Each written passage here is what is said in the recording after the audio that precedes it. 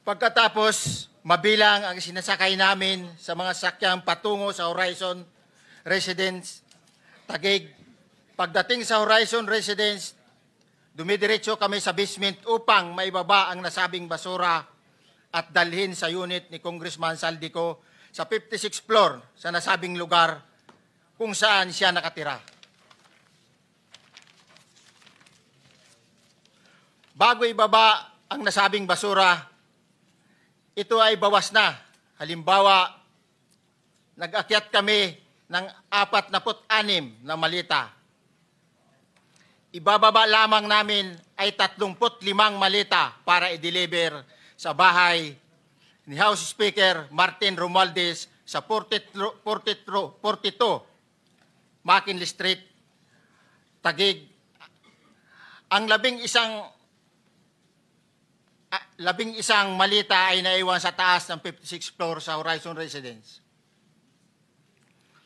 Humigit kumulang 3 beses ako mismo ang nag-deliver ng basura sa bahay ni Congressman Saldico, sa Horizon Residence at sa mga bahay ni Speaker Romualdez sa 42 McKinley Street, Taguig.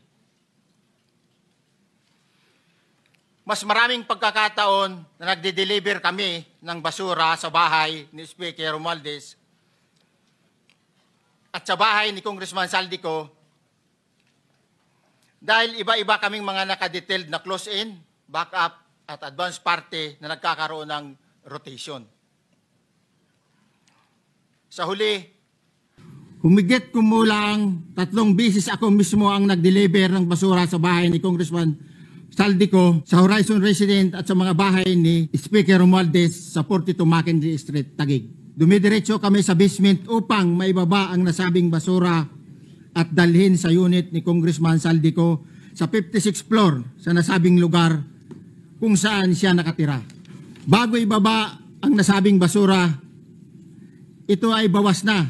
Halimbawa, nag-akyat kami ng 46 na malita.